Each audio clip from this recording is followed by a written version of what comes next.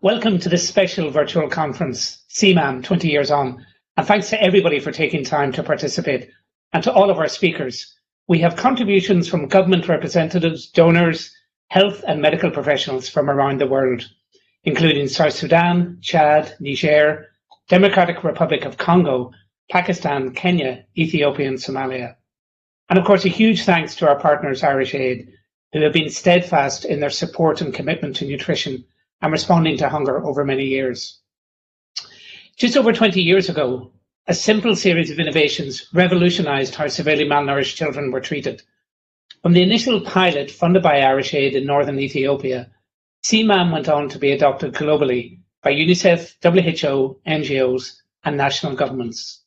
And today, CMAM remains one of the most transformational developments in nutrition that has saved the lives of millions of children.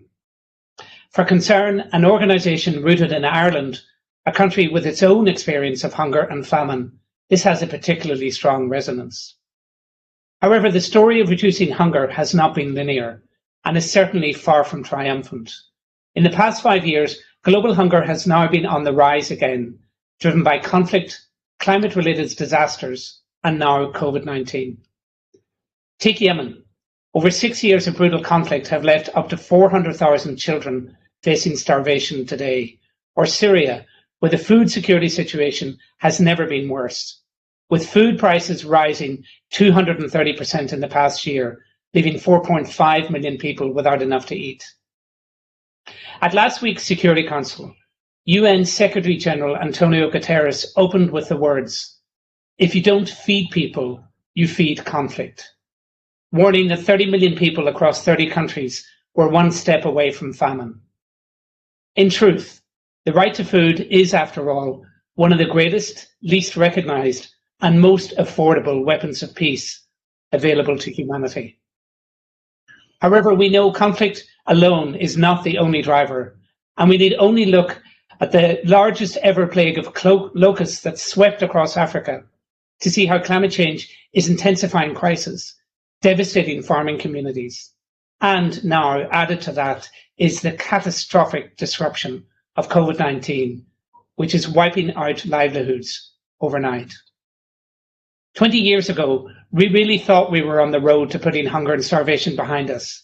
However, despite all that humanitarian assistance is achieving and its extraordinary impact, the combination of new and unprecedented levels of need is putting us on course for great tragic and avoidable loss of life in the coming year. And this is inexcusable. We know the knowledge, resources and capacity exists to end global hunger by 2030. And yet today, less than 25% of children who need treatment for malnutrition actually receive it, leaving 35 million futures in the balance. That for us is the challenge that lies ahead. For those of us unfortunate enough to witness the horror of starvation, of a mother or a father's inability to feed their child, you're left with anger at the denial of the most basic right to survive and the desperation and indignity that comes with it. I remember clearly 20 years ago visiting drought-affected villages with Concern and Steve Collins of Valid International, who was trying to work out why mothers with malnourished children were still not bringing them for treatment. And many of these young first-time mothers could not face the indignity of unwrapping their sick and skinny children in front of the community. Their shame and fear of being labelled as failed mothers was so strong. Hunger erodes everything, physically, psychologically, and cuts to the core of what it is to be human. So in this, the Nutrition Year of Action, our discussions over the coming days need to resonate outwards with urgency and with resolve. In closing, let me introduce Ella McSweeney, who will guide us over the coming days. Ella is a well-known food and farming journalist, has worked with the BBC, RTE and the Guardian newspaper, and has won multiple agricultural journalism awards. So we're delighted that she's here with us. Thank you, Ella, and over to you.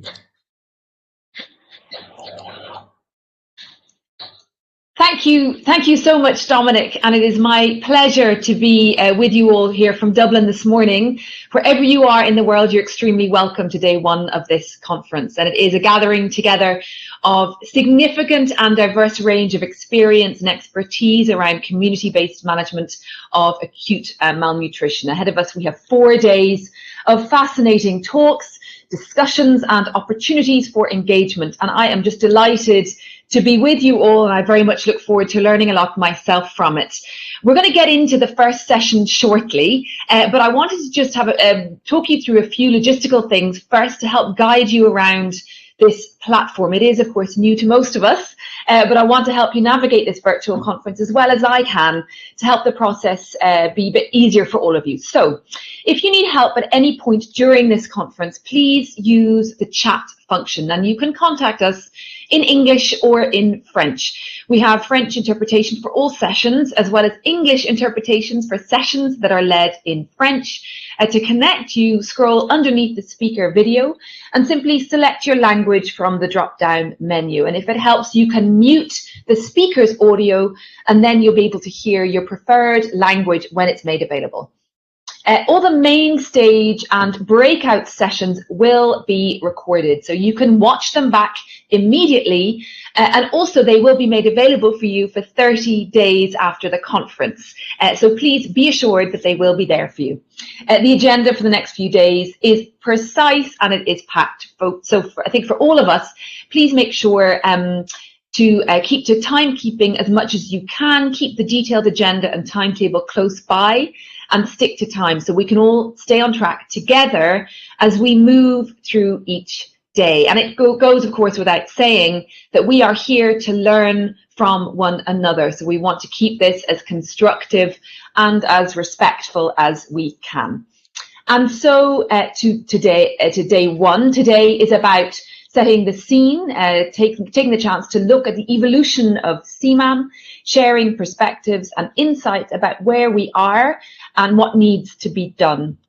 Tomorrow and Wednesday are all about the details. We'll have a range of parallel breakout sessions, and we'll make sure to guide you through these so you can join the sessions that you want. And needless to say, your inputs into these discussions will be absolutely critical. They'll be synthesized by expert working groups on Thursday, and they're going to inform a technical paper on pathways to scale. So please, we want to encourage you to be to contribute as much as you can. As I say, your inputs are very, very important. And then on the final day, on Thursday, it'll all be about the future, the critical opportunities and ways to move forward and scale up CMAM in the months and the years ahead.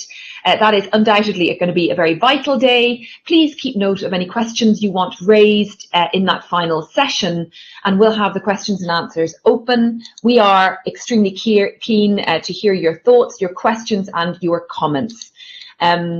And finally, we're going to have short breaks for coffee and tea throughout the day. But if you can, please use these times to visit the exhibitor space here on this virtual platform, and you can learn more about nutrition-related topics and hear from organisations working in that space. So it's a good opportunity to do that. You can also virtually network with each other from wherever you are in the world. And to that end, don't forget, if you can, to update your profile and details on the platform, so everyone knows where you are, who you are, and they can match your biography to your face as well. We are using hashtag CMAM2021 on social media.